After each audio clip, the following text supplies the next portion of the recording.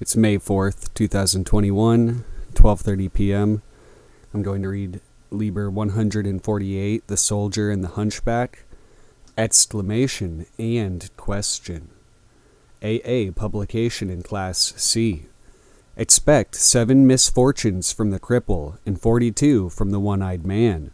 But when the hunchback comes, say, Allah our aid. Arab proverb. 1. Inquiry. Let us inquire in the first place, what is skepticism? The word means looking, questioning, investigating. One must pass by contemptuously the Christian liar's gloss which interprets skeptic as mocker, though in a sense it is true for him, since to inquire into Christianity is assuredly to mock at it. But I am concerned to intensify the etymological connotation in several respects. First, I do not regard mere incredulity as necessary to the idea, though credulity is incompatible with it. Incredulity implies a prejudice in favor of a negative conclusion, and the true skeptic should be perfectly unbiased. Second, I exclude vital skepticism. What's the good of anything? Expects, as we used to learn about non, the answer, why nothing, and again is prejudiced. Indolence is no virtue in a questioner. Eagerness, intentness, concentration, vigilance, all these I include in the connotation of skeptic. Such questioning as has been called vital skepticism is but a device to avoid true questioning, and therefore its very antithesis, the devil disguised as an angel of light. Or vice versa, friend, if you are a Satanist. 'Tis a matter of words, words, words. You may write X for Y in your equations, so long as you consistently write Y for X. They remain unchanged and unsolved. Is not all our knowledge an example of this fallacy of writing one unknown for another, and then crowing like Peter's cock? I picture the true skeptic as a man eager and alert, his deep eyes glittering like sharp swords, his hands tense with effort as he asks, what does it matter? I picture the false skeptic as a dude of popinjay, yawning with dull eyes, his muscles limp, his purpose in asking the question but the expression of his slackness and stupidity. This true skeptic is indeed the man of science, as Wells Moreau tells us. He has devised some means of answering his first question, and its answer is another question.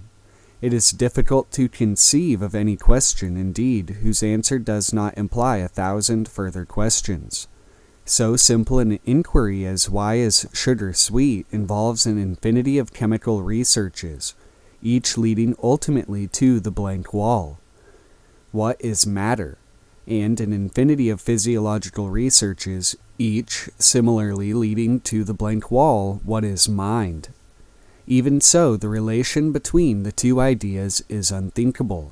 Causality is itself unthinkable. It depends, for one thing, upon experience.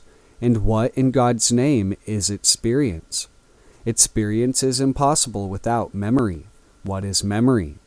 The mortar of the temple of the ego, whose bricks are the impressions. And the ego, the sum of our experience, maybe, I doubt it. Anyhow, we have got values of y and z and x, and the values of x and z and y. All our equations are indeterminate. All our knowledge is relative, even in a narrower sense than is usually implied by this statement. Under the whip of the clown, God, our performing donkeys, the philosophers and men of science, run round and round in the ring. They have amusing tricks, they are cleverly trained, but they get nowhere. I don't seem to be getting anywhere myself. 2. A fresh attempt.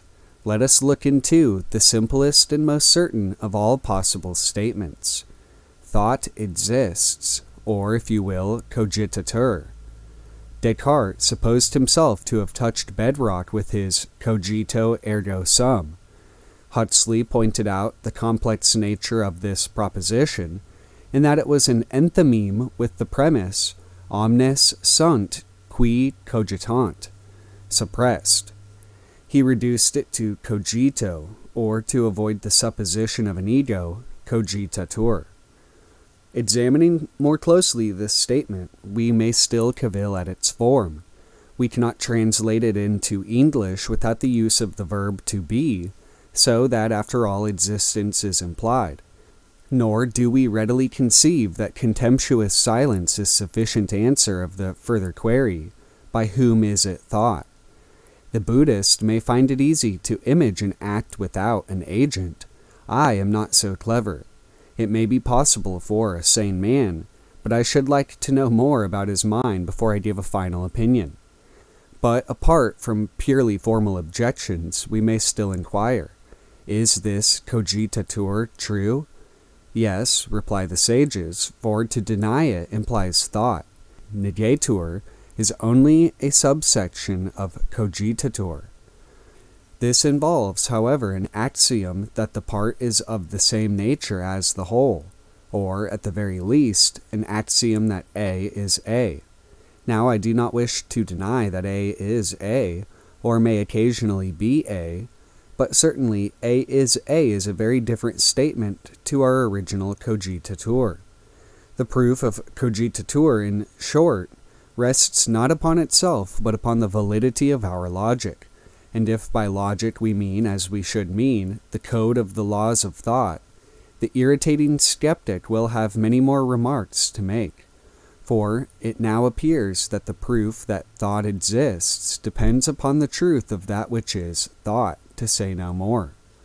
We have taken cogitatur to try and avoid the use of esse, but A is A involves that very idea, and the proof is fatally flawed. Cogitatur depends on est, and there's no avoiding it. 3. Shall we get on any better if we investigate this est? Something is, existence is, aheye, asher, aheye. What is existence? The question is so fundamental that it finds no answer. The most profound meditation only leads to an exasperating sense of impotence. There is, it seems, no simple, rational idea in the mind which corresponds to the word. It is easy, of course, to drown the question in definitions, leading us to further complexity. But existence is the gift of divine providence. Existence is the opposite of non-existence, does not help us much. The plain existence is existence of the Hebrews goes farther. It is the most skeptical of statements in spite of its form. Existence is just existence, and there's no more to be said about it. Don't worry. But there is more to be said about it. Though we search ourselves for a thought to match the word and fail, yet we have Berkeley's perfectly convincing argument that, so far as we know it, existence must mean thinking existence or spiritual existence. Here then we find our est to imply cogitatur, and Berkeley's arguments are irrefragable, yet fail to produce conviction, Hume, because the cogitatur, as we have shown, implies est. Neither of these ideas is simple. Each involves the other. Is the division between them in our brain a proof of the total incapacity of that organ, or is there some flaw in our logic? For all depends upon our logic, not upon the simple identity A is A only, but upon its whole structure from the question of simple propositions, enormously difficult from the moment when it occurred to the detestable genius that invented existential import, to consider the matter. To that further complexity and contradiction, the syllogism. 4. Thought is appears then, in the worst case possible denial, as the conclusion of the premises. There is denial of thought. All denial of thought is thought. Even formally, 'tis a clumsy monster. Essentially, it seems to involve a great deal beyond our original statement. We compass heaven and earth to make one syllogism, and when we have made it, it is tenfold more the child of mystery than ourselves. We cannot here discuss the whole problem of the validity, the surface question of the logical validity of the syllogism, though one may throw out the hint that the doctrine of distributed middle seems to assume a knowledge of a calculus of infinites, which is certainly beyond my own poor attainments, and hardly impregnable to the simple reflection that all mathematics is conventional, and not essential, relative and not absolute. We go deeper and deeper then, it seems, from the one into the many. Our primary proposition depends no longer upon itself, but upon the whole complex being of man, poor disputing muddle-headed man, man with all his limitations and ignorance. Man. 5. We are, of course, no happier when we examine the many separately or together. They converge and diverge, each fresh hill-toy of knowledge disclosing a vast land unexplored, each gain of power in our telescopes opening out new galaxies, each improvement of our microscopes showing us life minuter and more incomprehensible. A mystery of the mighty spaces between molecules, a mystery of the ether cushions that fend off the stars from collision, a mystery of the fullness of things, a mystery of the emptiness of things. Yet, as we go, there grows a sense, an instinct, a premonition, what shall I call it?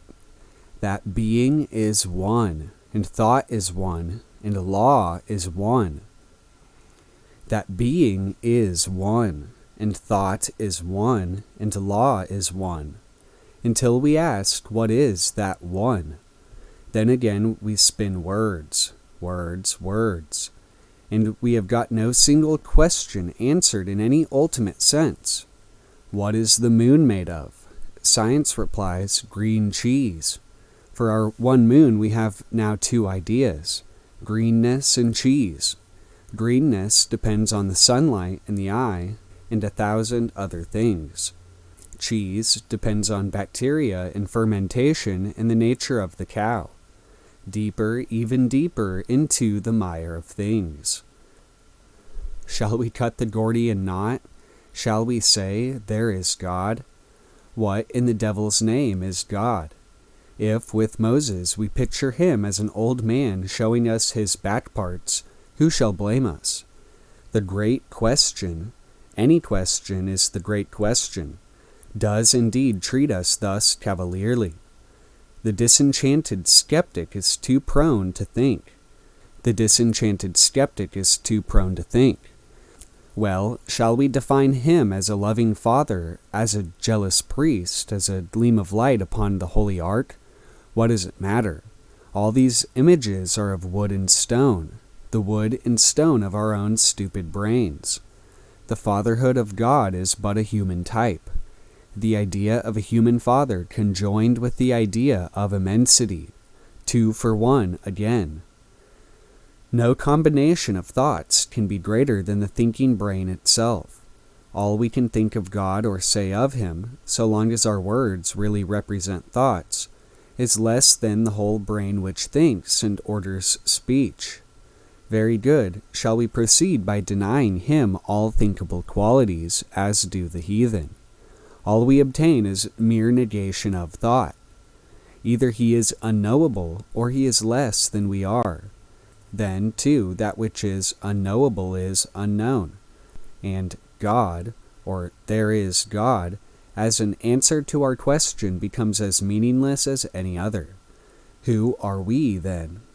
We are Spencerian agnostics, poor silly, damned Spencerian agnostics. And there is an end of the matter. 6. It is surely time that we began to question the validity of some of our data. So far, our skepticism has not only knocked to pieces our tower of thought, but rooted up the foundation stone and ground it into finer and more poisonous powder than that into which Moses ground the calf. These golden Elohim. our calf heads that brought us not out of Egypt, but into a darkness deeper and more tangible than any darkness of the double empire of Asar. Hume put his little question mark to Berkeley's God, the exclamation point. Buddha his question mark to the Vedic Atman, exclamation. And neither Hume nor Buddha was balked of his reward. Ourselves may put question to our own question, since we have found no exclamation to put it to. And wouldn't it be jolly if our own second question mark suddenly straightened its back and threw its chest out and marched off as exclamation point question mark? Suppose then we accept our skepticism as having destroyed our knowledge root and branch. Is there no limit to its action? Does it not in a sense stultify itself, having destroyed logic by logic? If Satan cast out Satan, how shall his kingdom stand? Let us stand on the mount, saviors of the world that we are, and answered, let us stand on the mount, saviors of the world that we are, and answered, get thee behind me, Satan, though refraining from quoting texts or giving reasons. Oh ho, somebody says, is Aleister Crowley here? Samson, blinded and bound, grinding corn for the Philistines. Not at all, dear boy. We shall put all the questions that we can put, but we may find a tower built upon a rock against which the winds beat in vain. Not what Christians call faith, be sure, but what possibly the forgers of the epistles, those eminent mystics, meant by faith. But what possibly the forgers of the epistles, those eminent mystics, meant by faith, what I call samadhi. And as faith without works is dead, so, good friends, samadhi is all humbug unless the practitioner shows the glint of its gold in his work in the world. If your mystic becomes Dante, well, if Tennyson, a fig for his trances. But how does this tower of samadhi stand the assault of question time? Is not the idea of samadhi just as dependent on all the other ideas, man, time, being, thought, logic? If I seek to explain samadhi by analogy, am I not often found talking as if we knew all about evolution and mathematics and history? Complex and unscientific studies, mere straws before the blast of our hunchback friend. Well, one of the buttresses is just the small matter of common sense. The other day I was with Dorothy, and as I foolishly imagined, very cozy, for her sandwiches are celebrated. It was surely bad taste on the part of Father Bernard Vaughan, and Dr. Torrey, and Ananda Matea, and Mr. G.W. Foote, and Captain Fuller, and the ghost of Immanuel Kant, and Mr. Bernard Shaw, and young Neuberg, to intrude. But intrude they did, and talk. I never heard anything like it. Everyone with his own point of view, but all agreed that Dorothy was non-existent, or if existent, a most awful specimen, that her buns were stale and her tea stewed, ergo, that I was having a poor time of it. Talk, good God. But Dorothy kept on quietly and took no notice, and in the end I forgot about them. Thinking it over soberly, I see now that very likely they were quite right.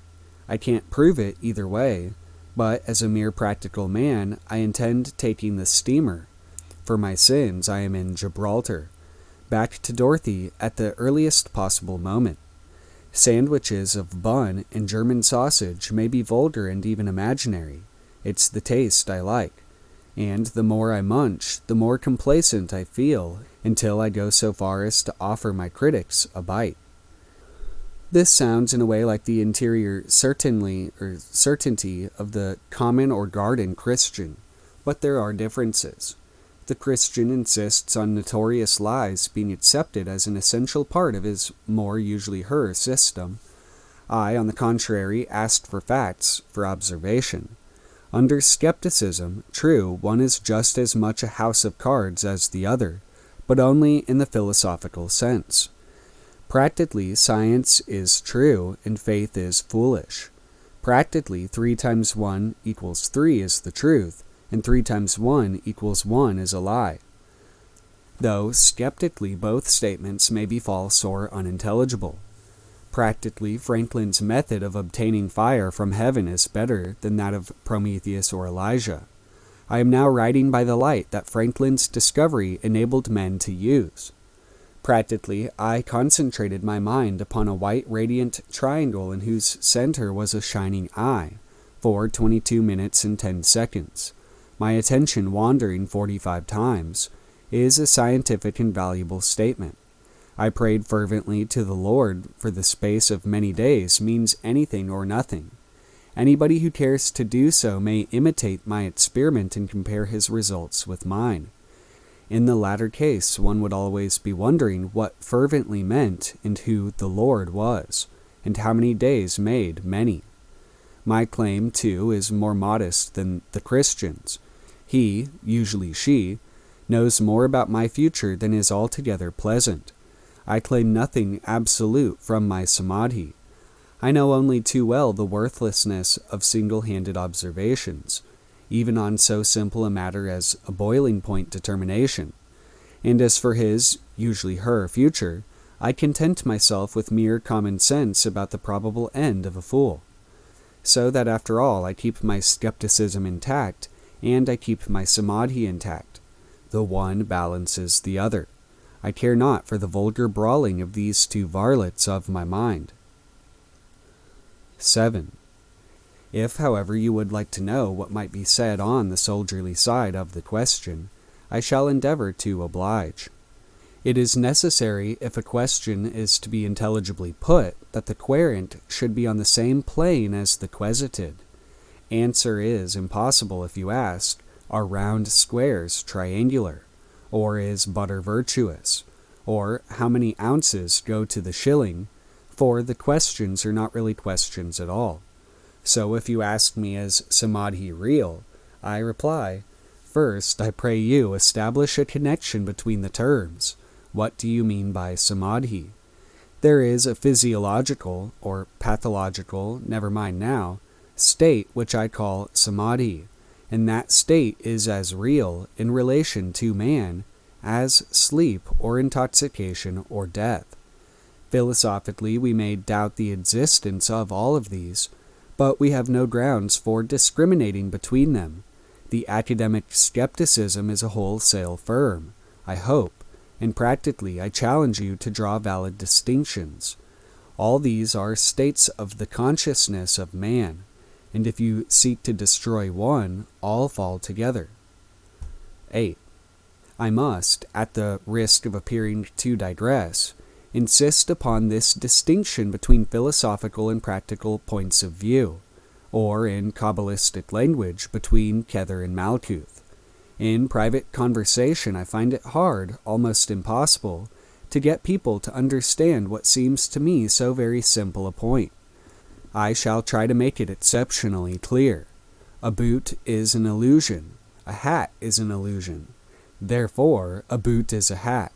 So argue my friends, not distributing the middle term, but this argue I. Therefore, though it is not a syllogism, all boots and hats are illusions. I add, to the man in Kether no illusions matter. Therefore, to the man in Kether neither boots nor hats matter. In fact, the man in Kether is so out of all relation to these boots and hats. You, they say, claim to be a man in Kether. I don't. Why then do you not wear boots on your head and hats on your feet? I can only answer that I, the man in Kether, 'tis but an argument, am out of all relation as much with feet and heads as with boots and hats. But why should I, from my exalted pinnacle, stoop down and worry the headed and footed gentleman in Malkuth, who after all doesn't exist for me, by these drastic alterations in his toilet? There is no distinction whatever. I might easily put the boots on his shoulders, with his head on one foot and the hat on the other.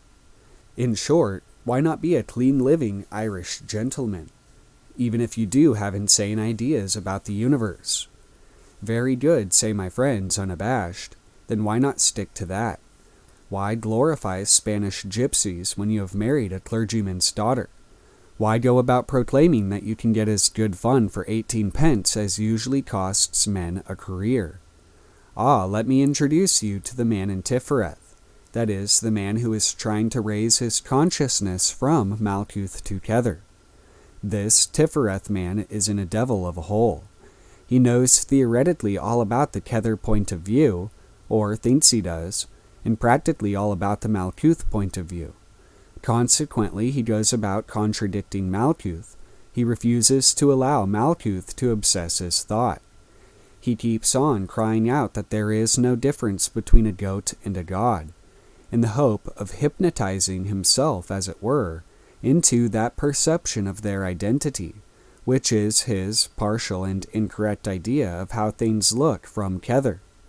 This man performs great magic, very strong medicine.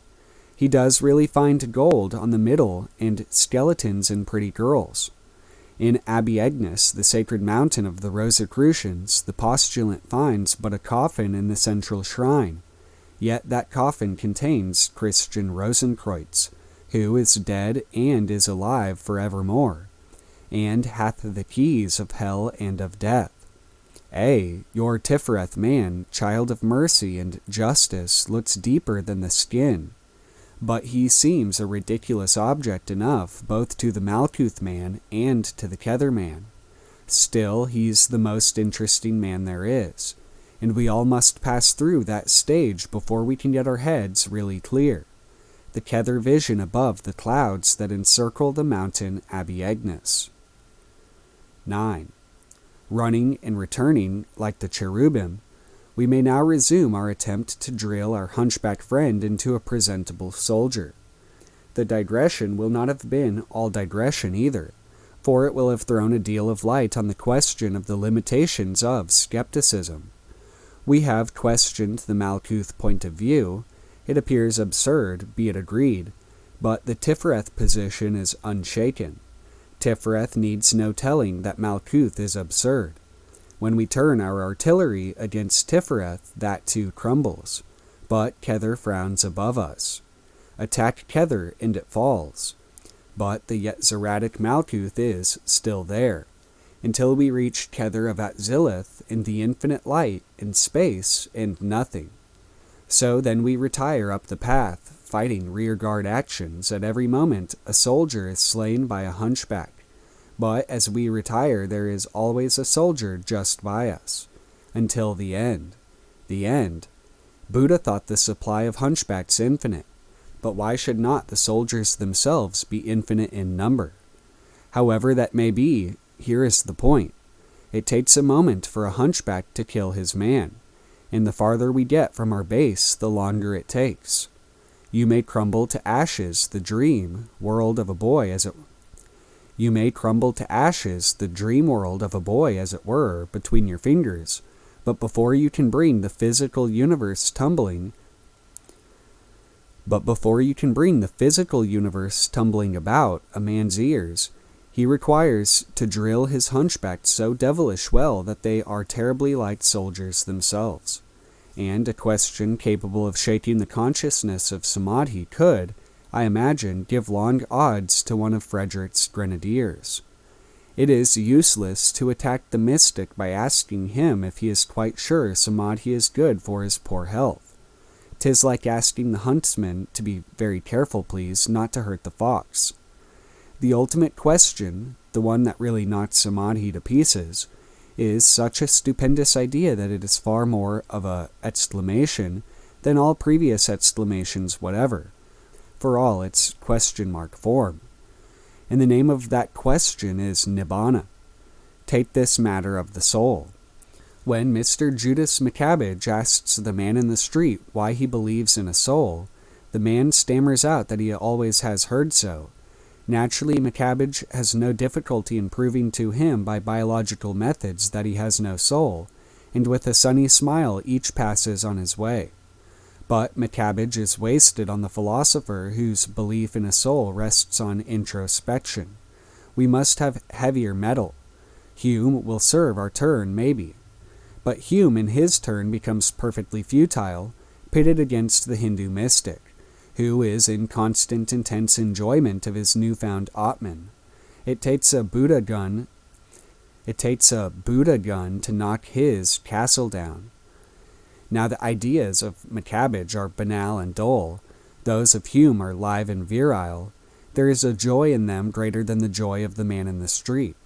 So too, the Buddha thought, anatta, is a more splendid conception than the philosopher's Dutch doll-like ego, or the rational artillery of Hume. This weapon, too, that has destroyed our illusionary universes, ever revealing one more real, shall we not wield it with divine ecstasy? Shall we not too perceive the interdependence of the questions and the answers, the necessary connection of the one with the other, so that just as 0 times 1 is an indefinite, we destroy the absolutism of either question or exclamation by their alternation and balance, until our series question exclamation question exclamation question exclamation question exclamation question exclamation question we care nothing as to which may prove the final term, any single term being so negligible a quantity in relation to the vastness of the series. Is it not a series of geometrical progression with a factor positive and incalculably vast? In the light of the whole process, then, we perceive that there is no absolute value in the swing of the pendulum. Though its shaft lengthen, its rate grows slower, and its sweep wider at every swing. What should interest us is the consideration of the point from which it hangs, motionless at the height of things. We are unfavorably placed to observe this, desperately clinging as we are to the bob of the pendulum, sick with our senseless swinging to and fro in the abyss. We must climb up the shaft to reach that point. But, wait one moment, how obscure and subtle has our simile become? Can we attach any true meaning to the phrase? I doubt it, seeing what we have taken for the limits of the swing. True, it may be that at the end of the swing is always 360 degrees, so that the exclamation point and the question point coincide. But that is not the same thing as having no swing at all, unless we make kinematics identical with statics. What is to be done? How shall such mysteries be uttered? Is this how it is that the true path of the wise is said to lie in a totally different plane from all his advance in the path of knowledge and of trance? We have already been obliged to take the fourth dimension to illustrate, if not explain, the nature of samadhi. Ah, say the adepts, samadhi is not the end, but the beginning. You must regard samadhi as the normal state of mind which enables you to begin your researches. Just as waking is the state from which you rise to samadhi, sleep the state from which you rose to waking, and only from sama-samadhi, continuous trance of the right kind, can you rise up, as it were, on tiptoe and peer through the clouds unto the mountains. Now, of course, it is really awfully decent of the adepts to take all that trouble over us, and to put it so nicely and clearly. All we have to do, you see, is to acquire sama-samadhi, and then rise on tiptoe. Just so. But then there are the other adepts. Hard at him. Little brother, he says, let us rather consider that as the pendulum swings more and more slowly every time, it must ultimately stop, as soon as the shaft is of infinite length. Good, then it isn't a pendulum at all, but a Mahalingam, the Mahalingam of Shiva, Namo Shivaya Namaha Om, which is all I ever thought it was. All you have to do is to keep swinging hard. I know it's a hook swinging, and you get there in the end. Why trouble to swing? First, because you are bound to swing, whether you like it or not. Second, because your attention is thereby distracted from those lumbar muscles in which the hook is so very firmly fixed. Third, because after all, it's a ripping good game. Fourth, because you want to get on, and even to seem to progress is better than standing still. A treadmill is admittedly good exercise. True, the question, why become an arhat, should precede, how become an arahat? But an unbiased man will easily cancel the first question with why not. The how is not so easy to get rid of. Then, from the standpoint of the arahat himself, perhaps this why did I become an arahat and how did I become an arhat have but a single solution. In any case, we are wasting our time. We are as ridiculous with our arahats as Herod the Tetrarch with his peacocks. We pose life with the question, why? And the answer is, to obtain the knowledge and conversation of the holy guardian angel. To attach meaning to this statement, we must obtain that knowledge and conversation. And when we have done that, we may proceed to the next question. It is no good asking it how. There are purse-proud penniless ones who stand at the door of the tavern and revile the guests. We attach little importance to the reverend out at elbows, thundering in Bearboard's chapel that the rich man gets no enjoyment from his wealth.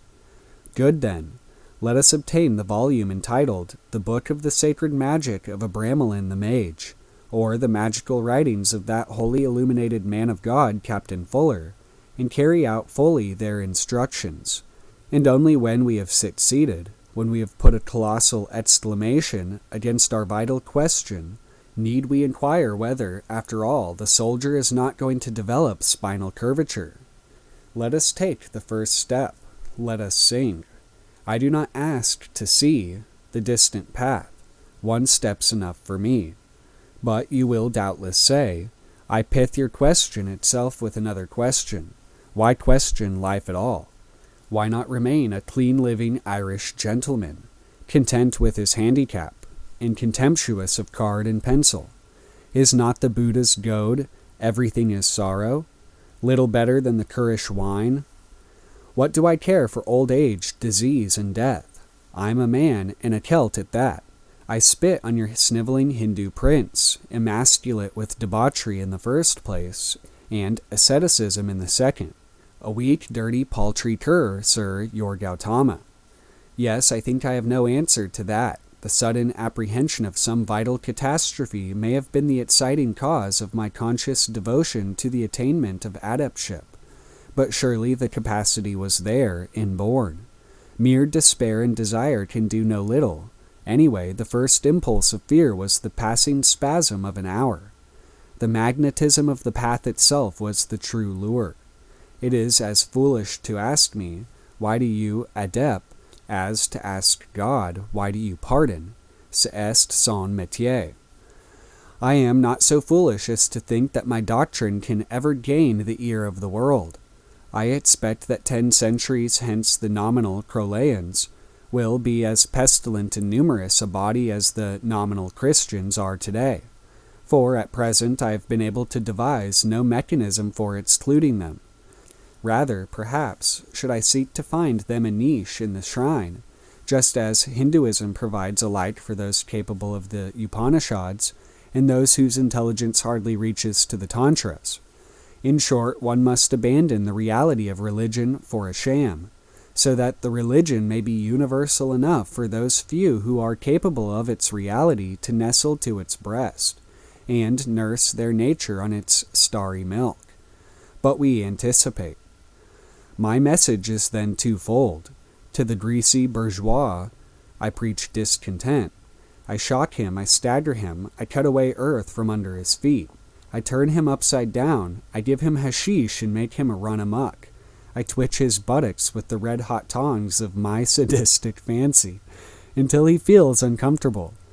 But to the man who is already as uneasy as St. Lawrence on his silver grill, who feels the spirit stir in him, even as a woman feels, and sickens at the first leap of the babe in her womb, to him I bring the splendid vision, the perfume and the glory, the knowledge and conversation of the holy guardian angel.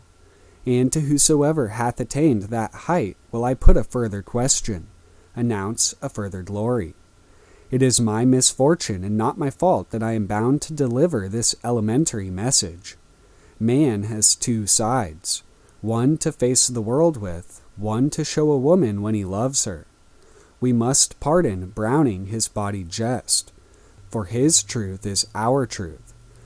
But it is your own fault if you are the world instead of the beloved, and only see of me what Moses saw of God. It is disgusting to have to spend one's life jetting dirt in the face of the British public, in the hope that in washing it they may wash off the acrid grease of their commercialism, the saline streaks of their hypocritical tears, the putrid perspiration of their morality, the dribbling slobber of their sentimentality in their religion, and they don't wash it. But let us take as unpleasing metaphor the whip, as some schoolboy poet repeatedly wrote, his rhymes as poor as Edwin Arnold, his meter as erratic and as good as Francis Thompson, his good sense and frank indecency a match for Browning.